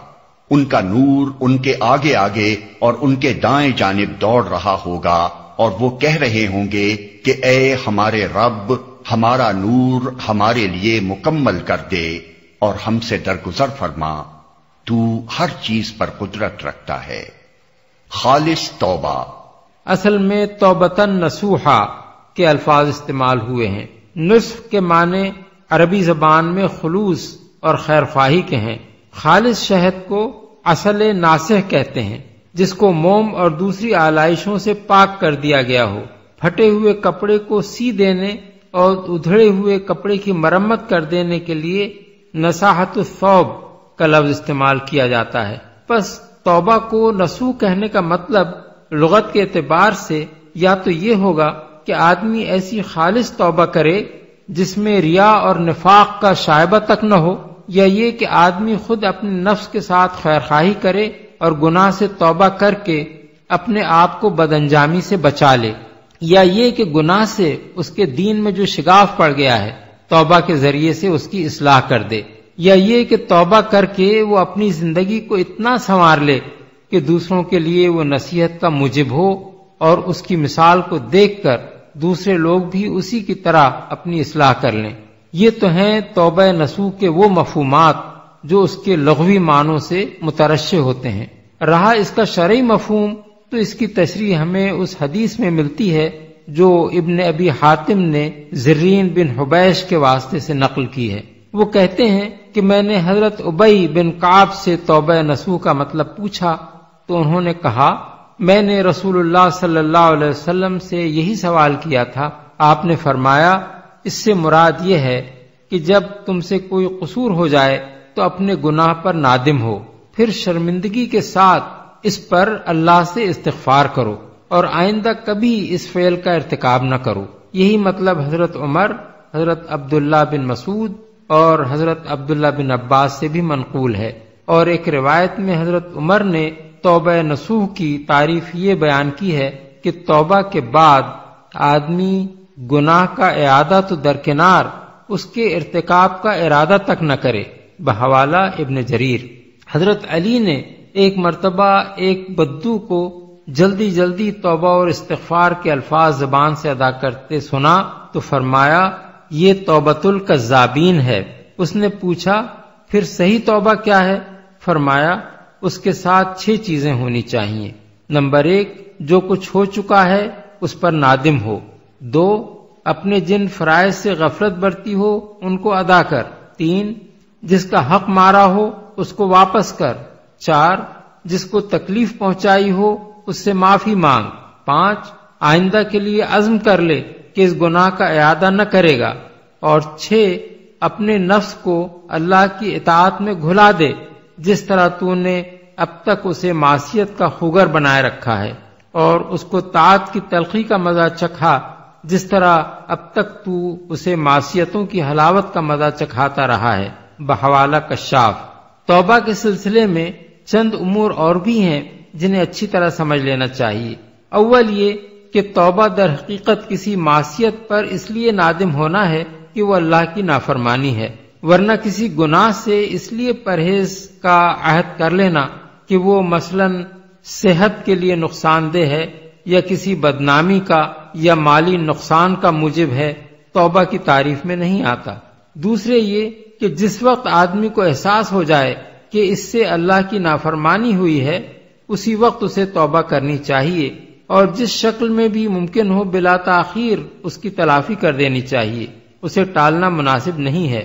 تیسرے یہ کہ توبہ کر کے بار بار اسے توڑتے چلے جانا اور توبہ کو کھیل بنا لینا اور اسی گناہ کا بار بار اعادہ کرنا جس سے توبہ کی گئی ہو، توبہ کے جھوٹے ہونے کی دلیل ہے، کیونکہ توبہ کی اصل روح گناہ پر شرمساری ہے، اور بار بار کی توبہ شکنی اس بات کی علامت ہے کہ اس کے پیچھے کوئی شرمساری موجود نہیں ہے۔ چوتھے یہ کہ جو شخص سچے دل سے توبہ کر کے یہ عزم کر چکا ہو کہ پھر اس گناہ کا اعادہ نہ کرے گا، اس سے اگر بشری کمزوری کی بنا پر اسی گناہ کا اعادہ ہو جائے تو پچھلا گناہ تازہ نہ ہوگا، البتہ اسے بعد والے گناہ پر پھر توبہ کرنی چاہیے اور زیادہ سختی کے ساتھ عزم کرنا چاہیے کہ آئندہ وہ توبہ شکنی کا مرتکب نہ ہو۔ پانچویں یہ کہ ہر مرتبہ جب معصیت یاد آئے توبہ کی تجدید کرنا لازم نہیں ہے، لیکن اگر اس کا نفس اپنی سابق گناہگارانہ زندگی کی یاد سے لطف لے رہا ہو تو بار بار توبہ کرنی چاہیے، یہاں تک کہ گناہوں کی یاد اس کے لیے لذت کے بجائے شرمساری کی موجب بن جائے۔ اس لیے کہ جس شخص نے فی الواقع خدا کے خوف کی بنا پر معصیت سے توبہ کی ہو، وہ اس خیال سے لذت نہیں لے سکتا کہ وہ خدا کی نافرمانی کرتا رہا ہے۔ اس سے لذت لینا اس بات کی علامت ہے کہ خدا کے خوف نے اس کے دل میں جڑ نہیں پکڑی ہے۔ نہریں بہہ رہی ہوں گی۔ آیت کے الفاظ قابل غور ہیں۔ یہ نہیں فرمایا گیا ہے کہ توبہ کر لو تو تمہیں ضرور معاف کر دیا جائے گا اور لازماً تم جنت میں داخل کر دیے جاؤ گے، بلکہ یہ امید دلائی گئی ہے کہ اگر تم سچے دل سے توبہ کرو گے تو بعید نہیں کہ اللہ تمہارے ساتھ یہ معاملہ کرے۔ اس کے معنی یہ ہیں کہ گناہگار کی توبہ قبول کر لینا اور اسے سزا دینے کے بجائے جنت عطا فرما دینا اللہ پر واجب نہیں ہے، بلکہ یہ سراسر اس کی عنایت و مہربانی ہوگی کہ وہ معاف بھی کرے اور انعام بھی دے۔ بندے کو اس سے معافی کی امید تو ضرور رکھنی چاہیے، مگر اس بھروسے پر گناہ نہیں کرنا چاہیے کہ توبہ سے معافی مل جائے گی۔ رسوا نہ کرے گا، یعنی ان کے اعمال حسنہ کا اجر ضائع نہ کرے گا۔ کفار و منافقین کو یہ کہنے کا موقع ہرگز نہ دے گا کہ ان لوگوں نے خدا پرستی بھی کی تو اس کا کیا صلہ پایا۔ رسوائی باغیوں اور نافرمانوں کے حصے میں آئے گی، نہ کہ وفاداروں اور فرما برداروں کے حصے میں۔ تو ہر چیز پر قدرت رکھتا ہے۔ اس آیت کو سورہ حدید کی آیات 12 اور 13 کے ساتھ ملا کر پڑھا جائے تو یہ بات واضح ہو جاتی ہے کہ اہل ایمان کے آگے آگے نور کے دوڑنے کی یہ کیفیت اس وقت پیش آئے گی جب وہ میدان حشر سے جنت کی طرف جا رہے ہوں گے۔ وہاں ہر طرف گھپ اندھیرا ہوگا جس میں وہ سب لوگ ٹھوکریں کھا رہے ہوں گے جن کے حق میں دوزخ کا فیصلہ ہوگا، اور روشنی صرف اہل ایمان کے ساتھ ہوگی جس کے سہارے وہ اپنا راستہ طے کر رہے ہوں گے۔ اس نازک موقع پر تاریکیوں میں بھٹکنے والے لوگوں کی آہو فغاں سن سن کر اہل ایمان پر خشیت کی کیفیت طاری ہو رہی ہوگی۔ اپنے قصوروں اور اپنی کوتاہیوں کا احساس کر کے انہیں اندیشہ لاحق ہوگا کہ کہیں ہمارا نور بھی نہ چھن جائے اور ہم ان بدبختوں کی طرح ٹھوکریں کھاتے نہ رہ جائیں۔ اس لیے وہ دعا کریں گے کہ اے ہمارے رب، ہمارے قصور معاف فرما دے اور ہمارے نور کو جنت میں پہنچنے تک ہمارے لیے باقی رکھ۔ ابن جریر نے حضرت عبداللہ بن عباس کا قول نقل کیا ہے کہ ربنا اتمم لنا نورنا کے معنی یہ ہیں کہ وہ اللہ تعالیٰ سے دعا کریں گے کہ ان کا نور اس وقت تک باقی رکھا جائے اور اسے بجھنے نہ دیا جائے جب تک وہ پل صراط سے بخیریت نہ گزر جائیں۔ حضرت حسن بصری اور مجاہد اور ضحاک کی تفسیر بھی قریب قریب یہی ہے۔ ابن کثیر نے ان کا یہ قول نقل کیا ہے کہ اہل ایمان جب دیکھیں گے کہ منافقین نور سے محروم رہ گئے ہیں تو وہ اپنے حق میں اللہ سے تکمیل نور کی دعا کریں گے۔ یا ایھا النبی جاہد الکفار والمنافقین واغلظ علیہم ومأواہم جہنم وبئس المصیر۔ اے نبی، کفار اور منافقین سے جہاد کرو اور ان کے ساتھ سختی سے پیش آؤ، ان کا ٹھکانہ جہنم ہے اور وہ بہت برا ٹھکانہ ہے۔ ضرب الله مثلا للذين كفروا امرأة نوح وامرأة لوط كانتا تحت عبدين من عبادنا صالحين فخانتاهما فلم يغنيا عنهما من الله شيئا وقيل ادخلا النار مع الداخلين۔ اللہ کافروں کے معاملے میں نوح اور لوط کی بیویوں کو بطور مثال پیش کرتا ہے۔ وہ ہمارے دو صالح بندوں کی زوجیت میں تھیں، مگر انہوں نے اپنے ان شوہروں سے خیانت کی اور وہ اللہ کے مقابلے میں ان کے کچھ بھی ناکام آ سکے۔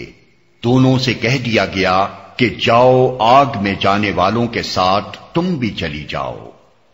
شوہروں سے خیانت کی۔ یہ خیانت اس معنی میں نہیں ہے کہ وہ بدکاری کی مرتکب ہوئی تھیں، بلکہ اس معنی میں ہے کہ انہوں نے ایمان کی راہ میں حضرت نوح اور حضرت لوط کا ساتھ نہ دیا، بلکہ ان کے مقابلے میں دشمنان دین کا ساتھ دیتی رہیں۔ ابن عباس رضی اللہ عنہ فرماتے ہیں کہ کسی نبی کی بیوی کبھی بدکار نہیں رہی ہے۔ ان دونوں عورتوں کی خیانت دراصل دین کے معاملے میں تھی۔ انہوں نے حضرت نوح اور حضرت لوط کا دین قبول نہیں کیا۔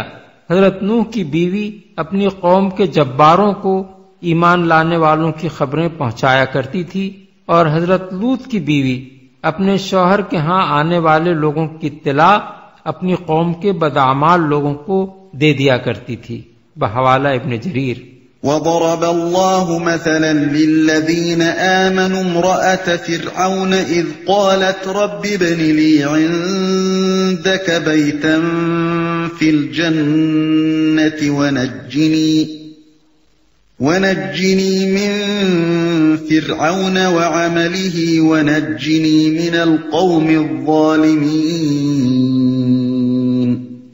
اور اہل ایمان کے معاملے میں اللہ فرعون کی بیوی کی مثال پیش کرتا ہے جبکہ اس نے دعا کی، اے میرے رب میرے لیے اپنے ہاں جنت میں ایک گھر بنا دے اور مجھے فرعون اور اس کے عمل سے بچا لے اور ظالم قوم سے مجھ کو نجات دے، اس کے عمل سے بچا لے. یعنی فرعون جو برے اعمال کر رہا ہے ان کے انجام بد میں مجھے شریک نہ کر.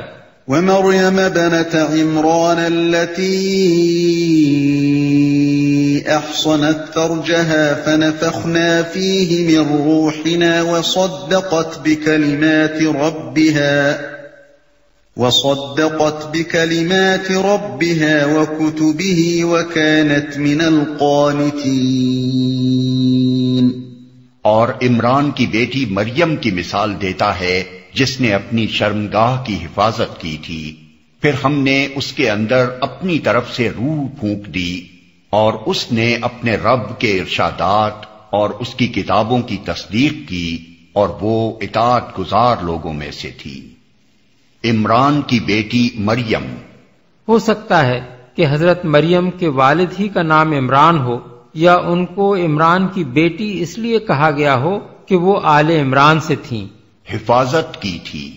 یہ یہودیوں کے اس الزام کی تردید ہے کہ ان کے بطن سے حضرت عیسیٰ علیہ السلام کی پیدائش معاذ اللہ کسی گناہ کا نتیجہ تھی. سورہ نساء آیت 156 میں ان ظالموں کے اسی الزام کو بہتان عظیم قرار دیا گیا ہے.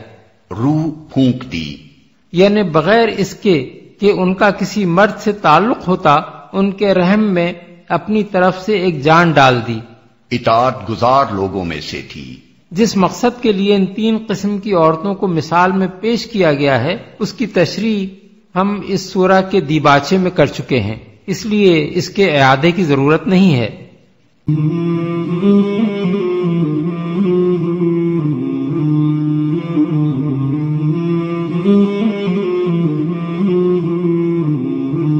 مولاي صل وسلم دائما أبدا على حبيبك خير الخلق كلهم. مولاي صل وسلم